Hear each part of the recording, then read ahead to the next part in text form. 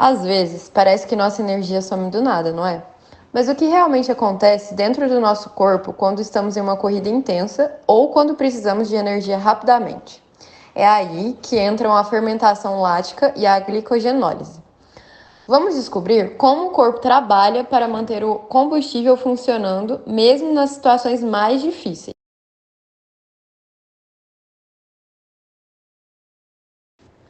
A degradação de estoques de glicogênio, ou seja, a quebra das ligações glicosídicas entre moléculas de glicose, é denominada glicogenólise.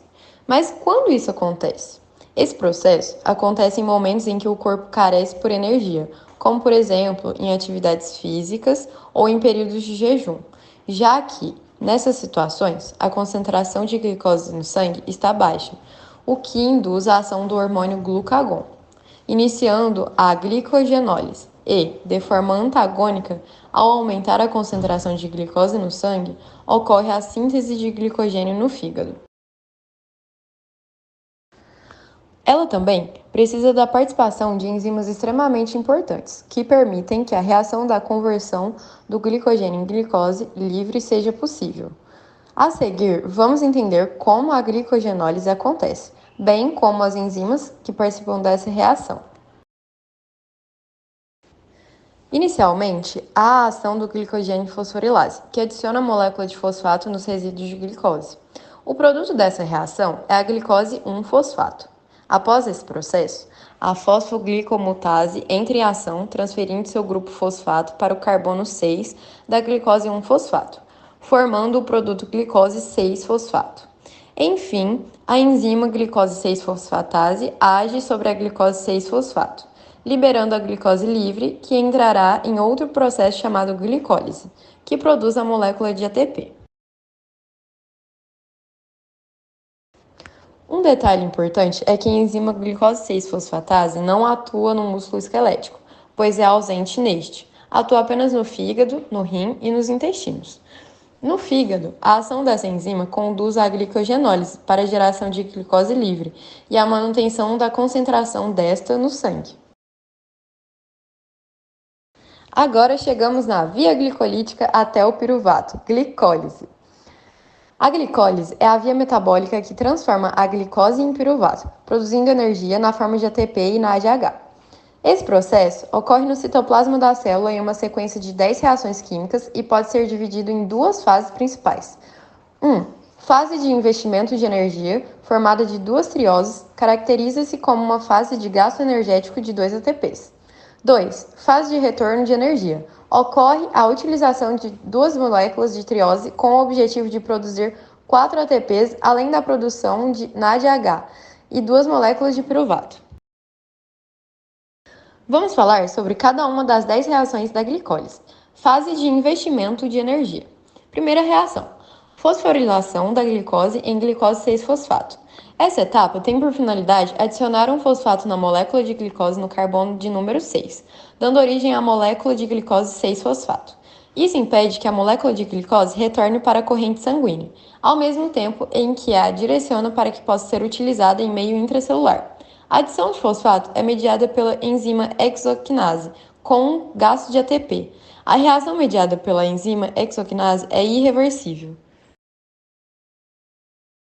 Segunda reação: isomerização da glicose 6-fosfato em frutose 6-fosfato.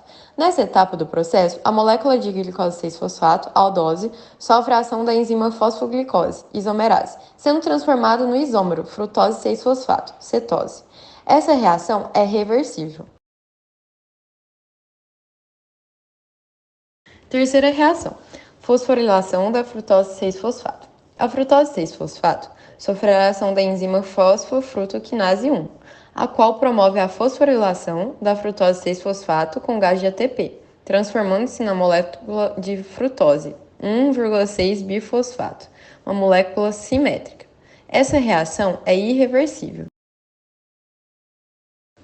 Quarta reação: clivagem da molécula de frutose 1,6-bifosfato em duas trioses. Essa etapa é mediada pela ação da enzima aldolase, a qual promove a quebra da molécula frutose 1,6-bisfosfato em duas trioses, dihidroxiacetona fosfato e gliceraldeído 3-fosfato. Aqui, finaliza-se a primeira etapa da glicose, fase caracterizada pelo gás de ATP. Quinta reação, isomerização da dihidroxiacetona fosfato. A glicólise é alimentada apenas por uma das duas tiroses formadas, a aldose. Assim, apenas a molécula de gliceraldeído 3-fosfato é utilizada na glicólise. Desse modo, a molécula de dihidroxicetona fosfato não entra na glicose. Porém, não significa que ela não será utilizada pelo organismo, pois se essa molécula sofrer a ação da enzima triose fosfato isomerase, ela será convertida em gliceraldeído 3-fosfato. Portanto, duas trioses são isômeros que podem ser convertidos de acordo com a necessidade celular. Esta é uma reação reversível. Fase de retorno de energia. Sexta reação, oxidação gliceraldeído 3-fosfato. Nessa etapa, ocorre de maneira reversível e com a participação da enzima gliceraldeído 3-fosfato desidrogenase, a qual tem por função converter a molécula de gliceraldeído 3-fosfato na molécula de 1,3 bifosfoglicerato, acarretando a liberação de um IH+, o qual será adicionado ao NAD+, sendo este transformado em NADH+. Sétima reação, transformação de 1,3 bifosfoglicerato em 3-fosfoglicerato. Nessa etapa de reação, ocorre a transferência do fosfato do carbono 1 da molécula de 1,3 bifosfoglicerato, que é uma molécula rica em energia, para a molécula de ADP, para que ocorra a síntese de ATP, e 3-fosfoglicerato, com a participação da enzima fosfoglicerato quinase, sendo essa uma reação enzimática reversível.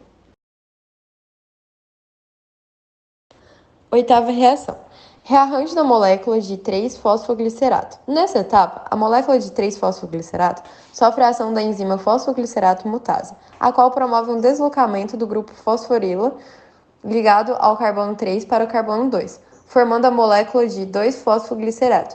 Essa reação é reversível. Nona reação, remoção de uma molécula de água do 2-fosfoglicerato. A molécula de 2-fosfoglicerato sofre a ação da enzima enolase de maneira reversível e, como consequência, ocorre a liberação de uma molécula de água e formação do fosfenol piruvato, uma molécula rica em energia. Décima reação, síntese do piruvato. Essa é a última reação que ocorre na glicólise. A molécula de piruvato é formada a partir do fosfenol piruvato, quando este sofre a ação da enzima piruvato quinase, de maneira irreversível. Essa enzima tem por ação retirar a fosforila do PEP e transferi-la para a molécula de ADP, dando origem ao ATP e uma molécula de piruvato. Existem duas principais vias de obtenção de energia no corpo. As vias aeróbicas, que utilizam o oxigênio, e as vias anaeróbicas, que funcionam sem o oxigênio. As vias anaeróbicas são ativadas em atividades físicas intensas e de curta duração, onde não há tempo suficiente para o corpo usar oxigênio para a produção de energia.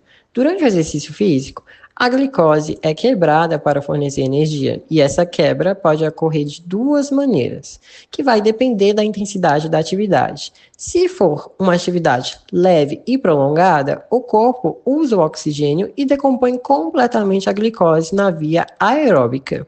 No entanto, em atividades intensas e curtas, o oxigênio é insuficiente e o corpo utiliza a via anaeróbica, levando à produção de lactato. Na glicólise, a glicose é convertida em piruvato. Se houver oxigênio suficiente, o piruvato entra na cadeia respiratória das mitocôndrias para gerar mais energia. Caso contrário, ele é convertido em lactato no citoplasma das células. O acúmulo do lactato nas células musculares é comum em atividades intensas, provoca uma redução do pH intracelular, resultando em uma sensação de queimação e de fadiga. Ok, mas qual a influência do lactato no nosso organismo, sendo ele amplamente discutido entre atletas e esportistas? Esse acúmulo de lactato é um sinal para o corpo de que há uma necessidade de recuperação e de reparo muscular, o que estimula a liberação do hormônio do crescimento, o famoso GH, pela adrenohipófise.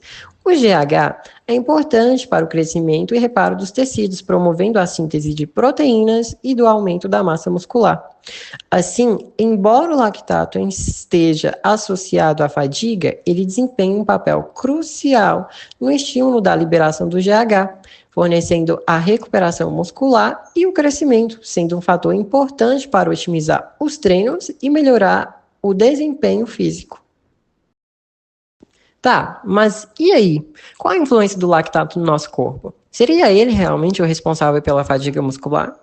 Bem, quando o ácido lático foi descoberto em 1780 pelo químico sueco Karl, acreditava-se que ele fosse o grande vilão no contexto de acidose nos músculos, o que levaria à fadiga muscular e à queimação, além de interferir na recuperação dos músculos. Mas, com os avanços científicos, as pesquisas passaram a revelar que o funcionamento do lactato não é bem assim, já que o corpo humano possui mecanismos para a sua reciclagem. Durante as atividades físicas, a produção de lactato vai aumentar, de acordo com a quantidade de massa muscular envolvida no exercício e com a necessidade do metabolismo anaeróbico. Isso porque, como citado ao longo do vídeo, nesses momentos, a demanda de energia fica maior, afinal a contração muscular se torna ainda mais frequente. Justamente por essa necessidade energética e pelo suposto acúmulo de lactato nos músculos, a ideia de que ele era maléfico foi amplamente disseminada. Porém, a verdade é outra. A tão falada fadiga muscular não se relaciona de forma direta ao ciclo lático, podendo, inclusive, estar associada a inúmeros fatores, como a deficiência de cálcio, potássio, água e o acúmulo de íons hidrogênio no interior da célula muscular.